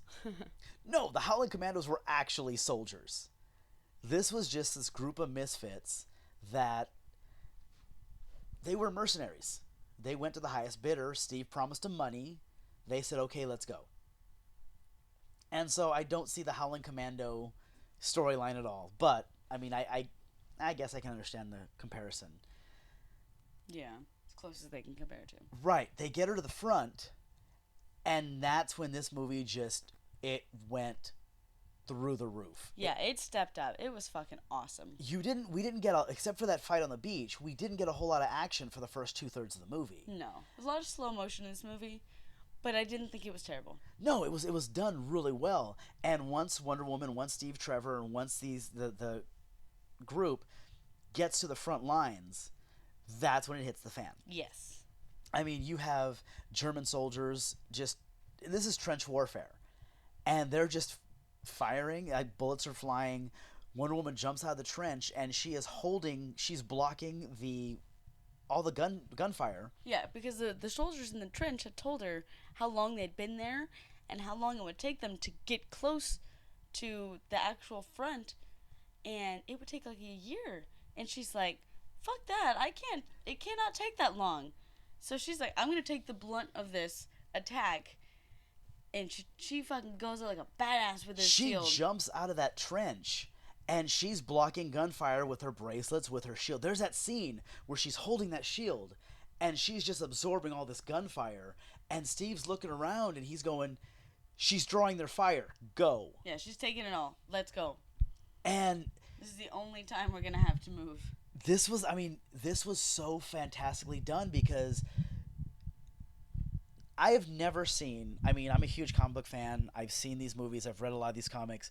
This is the first time you've seen a female character portrayed this strongly to the point where she's leading the attack and they're following her. Mm-hmm. Steve flat out said, she's drawing their fire, go. Yeah. And they're behind her. She's got this shield up. And she goes in and she kicks the shit out of an entire garrison of German soldiers. It was fucking awesome. It was such a good action sequence. It was a great sequence. And then to cap it off, you've got that sniper who's in the bell tower of the church. She vaults into the bell tower. She dropped the fucking church on him. Yeah, that was so badass. That guy's dead. Yeah. Like, there's no way you can't. It's not like if he had dropped half a church on him, he would have lived. Like, It was a whole fucking She church. dropped a fucking church on him. It was, if this is your first taste of Wonder Woman, if you've never been This is your complete introduction. right, this was amazing because They really did it right. they did great because there's no way you cannot latch onto this character. There's no way you can't be excited for this character. She's likable. She's so strong. I liked it. She's very sweet. She's very loving. She's very tender when she needs to be. But she's an independent, brave Amazon fucking warrior. Right, and when it's time to kick somebody's ass, she's leading the charge. And she won't stand for any injustice. Right. Think of your other female characters. You have Black Widow, she's Fucking traitor. a very strong female character, but you don't know what side she's on. Okay, she's a spy. And they tone that down for the movies a lot. Right. Scarlet Witch, another strong female character. She's indecisive on which side she's going to be on as well. Exactly. This is the strong. Can you think of any I like other? her, though. Yeah, both actresses were great. Both characters It's hard to think I of thought were anymore. great. That's my point. Oh no, that's X-Men. Right. You have Jean Grey, you have Storm, you have Mystique. Mystique. Right. Mystique is a very strong character, very independent character. You don't know what side she's playing for. But yeah, you don't know what side she's playing for. At least Well, you phrase that a little bit differently, I think. It's late. I don't always think about it that You're way. both tired and high, so it's no. I totally get where, but with Mystique was not this strong. Mystique was not this That's commanding. True. She did have a lot of insecurities. Right. She was. She spent most of her life hiding who she was. True. Very true. This is the This is the strongest. only other one that I could think of, and Right. it's not even a good comparison. Right. This is the strongest female character we've ever seen. Yeah. Comic book character, anyway. I'm sorry, but this is the strongest female comic book character we've ever seen, and I thought it was done so well. I did. I was a little worried, as were a lot of people. They're like, you know what? People have wanted to see Wonder Woman for a long time, but you know, it's got to be done right. I didn't want them to rush into it because they're just trying to add it to, you know, all the comic book movies that are coming Right. out, and just make it part of the. Well, I mean, Warner Brothers rushed Green Lantern, and that's what happened. Yeah, exactly. You could have done so much with that. You had Ryan fucking Reynolds, and that movie was trash. See, that was another classic example where they tried to do too much. They did. You literally fit 3 movies worth of shit into one movie. And that was his introductory movie. Nobody knew who the Green Lantern was, or any Very- of the yeah, other very few lanterns. Yeah, very few people. Yeah, well, the people that they're introducing these to, most people knew. Okay, Iron Man, Captain America, Hulk. You have your basics. The And he nerds was a little in more my out there. like and I say nerds and geeks with love. Don't nobody get pissed off. Yeah, But the no geeks offense. in We were my both age fucking group nerds and geeks. grew up on the Justice League. You But grew the up on newer right, people, the newer right. generations that they're introducing it to, they needed more of an introduction with less going on. It just needed to be slowed down and broken down more. They could have done 2 movies. Right. Here's my only complaint about Wonder Woman. Did you need the bait and switch on who Ares was? Yeah. That was okay. So through the movie, we are led to believe that General Ludendorff is Ares. Diana believes it. They want the audience to believe it. Well, because they keep showing, Poison keeps giving him the little The serum that the serum, the little pills that he breaks open, and then this gas comes out and he breathes it in, and then it goes. It looks like he's about to Hulk out. she even says, "I have a new formula to get you back to full strength." Yeah, it's like the precursor to the Bane serum and all that. The venom, right? And so, I mean, through this whole movie, they're trying to get us to believe that this is Ares. Yeah, they're really trying to set it up. And then there's that final throwdown where Diana more or less kicks his ass. I mean, he gets his shots in, but she just she whipped the dog piss out of him. And then she impales him through the chest with the God Killer, Yes. but the war's still going. Yeah, he dies, And- but nothing else changes. See, now that I thought led to a great scene where, I mean, she's The rooftop battle. well, not just right after the rooftop battle. Oh, okay, Because yeah. you have Wonder Woman going, wait, Ares is dead. Why is the war still going? I don't understand. This was supposed to end the war, and Steve basically tells her, maybe it's not him. Maybe we're fucked up. Yeah, and she's just been introduced to the actual human race, and she's trying to come to terms with that, and she doesn't want to believe that humans are bad. Right. She wants it to just be Ares. She's been taught her whole life that Ares corrupted mankind. Yeah. Mankind is inherently good. She But it's kills been such a long time since that happened. and she kills Ares, and it changes nothing. So you kind of start to see her lose her faith for a second. Just a bit. It was great. I thought that scene was. I mean, Chris Pine and Gal Gadot played so well off each other. They did. They And were a great combo. It came to this scene right here, and so it gets to the point where now they have to deal. They kills Ares, and the war's not stopping. But the Germans are going to launch this plane, which is going to drop this new biological weapon, this gas, this hydrogen-based mustard gas, on London, killing millions of people. Yes. So Steve and his commandos have to bring this plane down. And, of course, the only way they can is Steve has to sacrifice himself.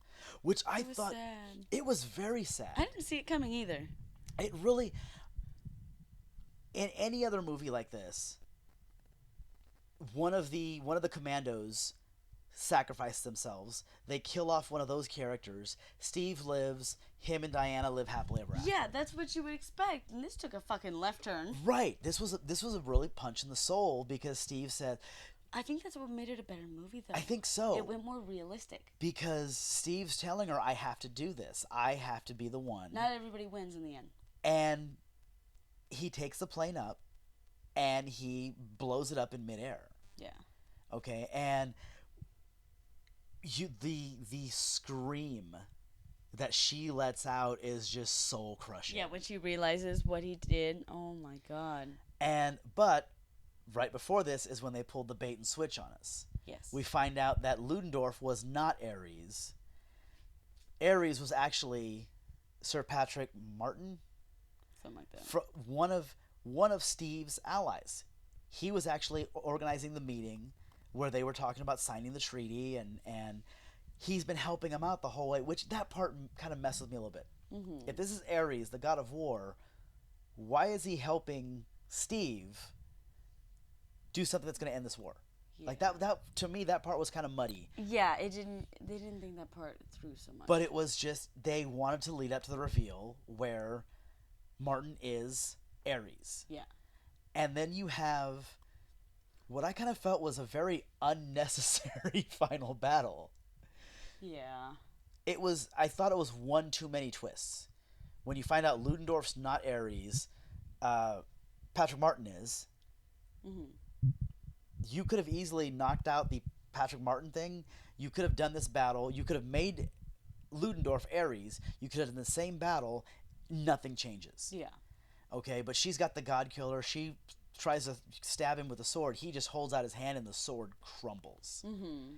And she's going, what the fuck? Yeah, that was supposed to work. That was supposed to work. That's the God Killer. That's the only thing that was supposed to be able to kill him. And Ares laughs and he says, no, my dear. The sword was never anything. It was a sword. You're the God Killer. We're told that Zeus, with his last breath, gave the Amazons the God Killer. You even said it in the theater, and I thought it was great. I thought about it later. You're like, wait a minute. If that was his last breath, how do you make Diana? Mm-hmm. You nailed it, because his dying breath, he gave the Amazons the God Killer, which was Diana. Yeah, because her mom even said, he breathed life into you. You know, like, I formed you out of clay, and then Zeus breathed life into you. Which I thought was great, because that is taken straight from the comic. Yes. That is Wonder Woman's origin. I loved that. And they stayed fucking true to that. right, and so you find out in the movie, you find out through the course of this movie, Diana's half god. Yes. Because she was born of Hippolyta and Zeus. So she's basically half a god.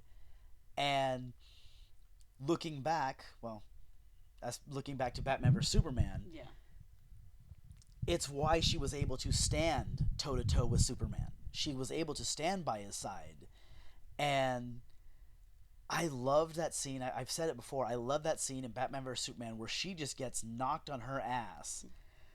She has this kind of smirk on her face like, oh, really? Okay. Gets back up and just lunges back into battle. That right there made Gal Gadot Wonder Woman for me. Mm-hmm. She gets knocked on her ass. She's got that little smirk on her face like, oh, okay. You think that's going to put me down? And now that we see this fight with Ares, the god of war, all of that makes sense now. It makes perfect sense why she would be like, oh, this mutant fucking knocked me on my ass. I've killed a god. Yeah.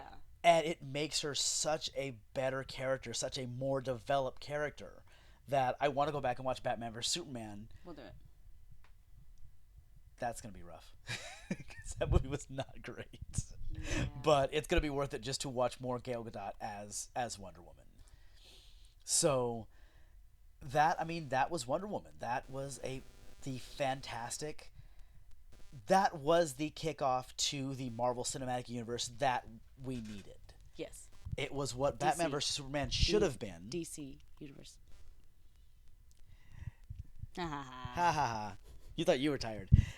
Yeah, it was the I'm kickoff. tired and tired. It was the kickoff to the DC Cinematic Universe that we needed. Mm-hmm. It was everything that Batman vs Superman was supposed to be, but did not live up to it. Okay? There was no way Suicide Squad ever had a chance of being this good. No. This was They're not making going to it a happen. second piece of dog shit. Okay, you've heard me say it. Soon as Wonder Woman comes out, Harley Quinn is going to be DC's side chick. Mm-hmm. Okay, and I love that. Okay, I So over fucking Harley Quinn. I like the Harley Quinn character. The old Okay. one. Yes, the old I portrayal. like the Harley Quinn character. I thought Margot Robbie did a fantastic job with that Yes. character, but she's not Wonder Woman. She is not a leader. She's not a soldier. She's not a warrior. Okay? And for all you Harley twits out there who want to get pissed off at me, who you can't talk shit about Harley, fuck you. Wonder Woman was amazing. Yeah. She was 10 times the character Harley was. I'll fucking Harley talk was shit about never. Harley. Huh? I said I'll fucking talk shit about Harley. Harley was never meant to be a lead character. No. She wasn't. No. Harley Quinn is She wasn't even an original. She came in the animated series. Right.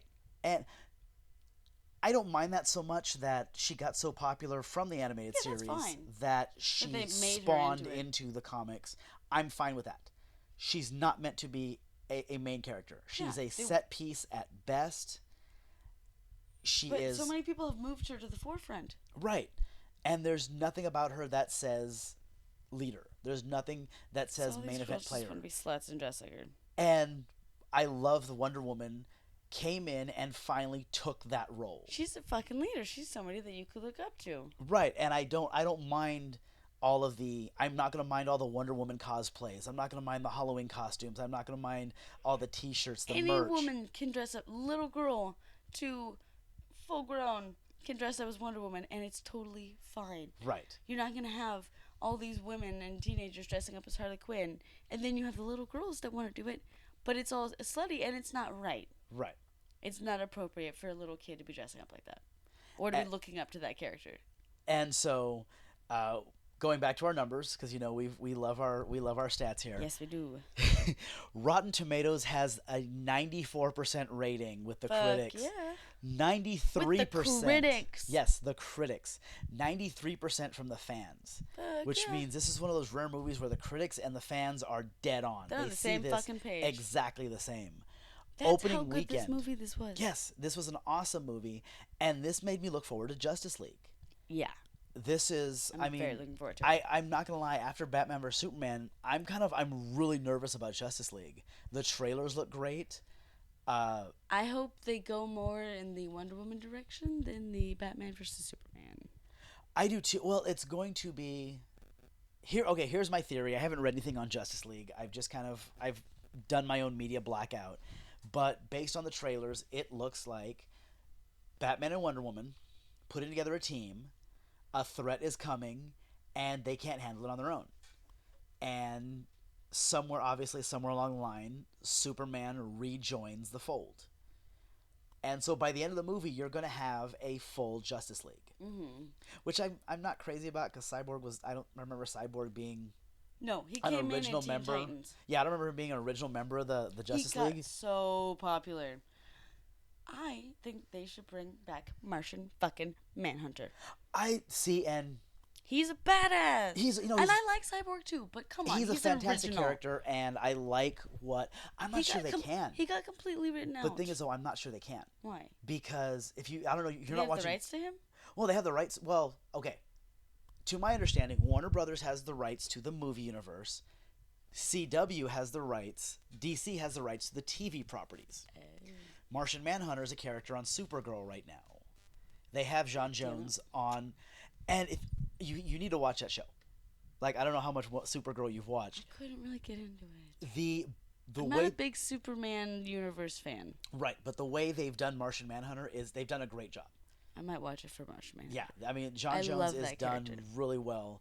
So, but I'm not entirely sure they can use him Because of that. because God they damn have it. the rights to him on the movie on the TV. Okay, He would be badass. I think he'd be great. I'm wondering if they went with Cyborg because Green Lantern is still kind of a hot button topic right now. Yeah. Like, okay, you look They'd at really have to redeem him. right. I mean, you outside of the DC Trinity, outside of Superman, Batman, Wonder Woman, they've went with every other character that has never had a feature film. They went with Aquaman, they went with Cyborg, they went with Flash. Okay, how they're pulling off Flash? Is Hawkman part of the... Hawkman is part of it, but I think they're going to wait That would be a really cool I one think to it'd be see. cool. Well, they've used Hawkman in. Hawkman, Hawkgirl. Well, they've used Hawkman, Hawkgirl on DC's Legends of Tomorrow. So I'm not entirely sure how they're getting away with a Flash on TV and in And- the movies. I'm kind of mad that they aren't using the same guy. I am too. Grant Gustinson is a fantastic Barry Allen. Yeah. I mean, Why have an established character and then you're going to bring in a new guy for this? I would love to see Stephen Amell brought in as Oliver Queen. I thought Yeah. he's not the comic book Oliver Queen, but he's still a fantastic Oliver Queen. I would love to see it, but again, the TV property and the movie rights and properties everything, are, it's all are held messy. separately. But like I said, Justice League it's really made me nervous after seeing Batman vs Superman and seeing Warner Brothers kind of get back on the rails with Wonder Woman. You have Jeffrey Johns as an executive producer, who's one of DC's best. I love Jeffrey Johns' comic book writing. He made Aquaman interesting for me. He did a great job when they rebooted the New 52. I stayed on Aquaman for like the first 8 to 10 issues, and it was great. And if I wasn't dropping $75 a week on comics, I would have kept reading Aquaman. So I'm really looking forward to seeing what Jeffrey Johns being on board with Justice League does. And we also have Joss Whedon, who is taking over for Zack Snyder. Unfortunately, Zack Snyder had to step down because of family tragedy. Mm-hmm. Unfortunate, but go Joss Whedon. Yeah, We love you. You hope for the best with Zack Snyder, but Joss Whedon can't do a whole lot of wrong. I'm going like I'm kind of like Yay. low key like Joss Whedon, fuck Celebrating yeah. in the back row. Like, Yeah. Oh, I'm so sorry to hear about Zack Snyder. Oh, Joss Whedon, awesome. But to wrap this whole thing up, we highly suggest that you go see all 3 of these movies. These movies are. This past month of movies that we've seen has just been great. This is going to be a busy summer for us. Yeah. 'Cause we have- not only with just movies, but everything else Yes, that we have in our with your fucking modeling, busy-ass my lives. wrestling, this show. Work we have for both of us. We have Spider-Man: Homecoming coming out next Oh month. my god. Thor: I'm going on a Ragnarok. 2-week fucking trip across the country with my family. Hopefully we all survive that. Yeah, so there's gonna I be a might 2 be week. the lone survivor coming back. There's gonna be a 2 week gap where we go radio silent, folks. It's gonna be sad. So they're gonna miss their kid. Oh, but getting back to our stats, $103 million opening weekend for Wonder Woman, which was fantastic. It is Damn. the highest. I hate saying it like this. It is the highest opening weekend for a female director ever. I know we don't want to point it out like that, but it is a noticeable. It's a fantastic accolade. You know, congratulations, Patty Jenkins. It's a point to be made, but don't dwell just on that. I think a lot of people have. Here's Oh, it's good for a female director. Why do you have to put it like that? I take nothing away from Patty Jenkins. She did something that nobody else could do. Yeah. Was she put out not only a Wonder Woman movie, a fucking great Wonder Woman movie. So I take nothing away from Patty Jenkins. She did a fantastic job. I hope she stays on. Yes. Okay, but going back to when they were trying to get this Wonder Woman movie off the ground, they were saying, well, we're looking for a female director. We want a female director. We need a female director. And I'm going, why? Yeah. Why? Is it to Get- make a statement? Get a director that knows the source material, passionate about the project, who's going to put out a fucking great movie. And still have that strong Male, established female female, does not matter. character. Okay? They kind of went for that too much. Well, Like we need a woman to play it. do you know the name Lexi Alexander? No, I'm. You so bad you at shouldn't. names. You shouldn't. She's fucking horrendous. She pumped out that stack of dog shit called Punisher Warzone. Oh. They hailed her. Oh, Lexi Alexander putting out this Punisher movie, and that was a fucking R-rated movie too. Again, going back to our argument about R-rated comic movies. They were just going off of her being a woman, putting it right. out. They put over that movie so much because it's being done by a female director. That You movie have to was back it up. that movie was dog shit. That movie was fucking horrendous. It's not gonna go off of just. That movie was a being directed by steaming a woman. turd that wouldn't flush. Ew. And so the look of disgust on your face is amazing. But that movie was fucking horrendous. And but they just touted so much that this female director is doing something that has never been done before. Yeah, there's a reason for that. And it's never been done since. Yeah. So I'm not one for, oh, we're going to hire her just because she's a woman. Again, I take nothing away from Patty Jenkins. She did something that no one has ever done. Mm-hmm. I hope she stays on future projects like this. But can we just herald her as a fucking amazing director? Yeah, just a director. Yes, she's a fucking phenomenal director, and she deserves bigger projects like this. It doesn't have to have anything to do with gender. And in furthering my research, she produced a movie that, just going off opening weekend numbers, Wonder Woman beat Iron Man, both Captain America movies, the original and Winter Soldier, Guardians of the Galaxy, and Logan. Wonder Woman is ranked 15 of the top 100 superhero movies if you go by opening weekend numbers. And Logan was amazing. Logan was fucking great. And Patty Jenkins bitch slapped it. Yeah. Yeah. So congratulations, Patty Jenkins. You are not a great female director. You are a fucking fantastic film director. Yeah, And I'm leaving it at that. out of all the superhero movies ever made. 15 out of the top 100. That's awesome. So that was our show, folks. We are going to wrap this up because it is almost 2 o'clock in the morning. Yeah. It was either do a jam-packed 3-movie show or 3 separate shows. Still took almost as long. But I'll edit a bunch of shit down. Fucking talk a lot.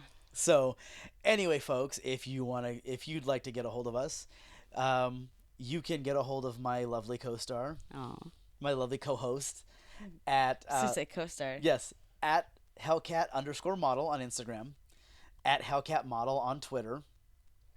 Is your Facebook page up yet? Not yet. Not yet. I'm getting that one set up with Punktown. The guys at Punktown are amazing. Mm-hmm. They've put out a couple of your sets so far. Yes. And they have come out and they look fantastic. Thank you. Okay. You can get a hold of me at GameChanger Greg on Twitter, Instagram, and Facebook. You can reach us at 10 Forward Lounge Podcast on Twitter, Instagram, and Facebook. So drop us a line. Tell us. On YouTube as well, right? YouTube as well, yes. Well, all of our shows are available on, I can do this, SoundCloud, Podbean, Stitcher, and iTunes. I mean, YouTube. iTunes still to come. YouTube and SoundCloud. Did you say SoundCloud? Yes. Okay. SoundCloud, Podbean, Stitcher. YouTube. Yes. Still working on iTunes, but I'm kind of tech-tarded, so that might take a while. And so, yeah, drop us a line. Tell us you enjoy the show. Tell us we suck. Tell us whatever. If you have show ideas that you want us to do. Yeah, we'll take... Basically, at this point, we're just doing movie reviews. Okay, folks, we're going to bounce this one off you real quick. We had this idea. I'm stealing Adam Carolla's basic cable commentary idea, where they watch a movie and they give it the Mystery Science Theater 3000 treatment. The live The live running commentary, play-by-play. We threw around some ideas of doing Speed. What were some of the ones we were going to do? SWAT. So late, I don't even remember. Yeah, I mean, so tell us what you think. If you would sit down and watch a movie with us as we kind of tear it apart. Yeah, what bad movies or funny movies or just movies in general would you like to have us tear apart or make fun of? What movie would you like to watch with 2 smartasses who won't shut the fuck up? That's basically what we want to know. So anyway, folks, we're going to wrap this up. Thank you for joining us again. Have a good night. Have a good night. Wherever you may be. And we will talk to you later. Bye-bye. Bye.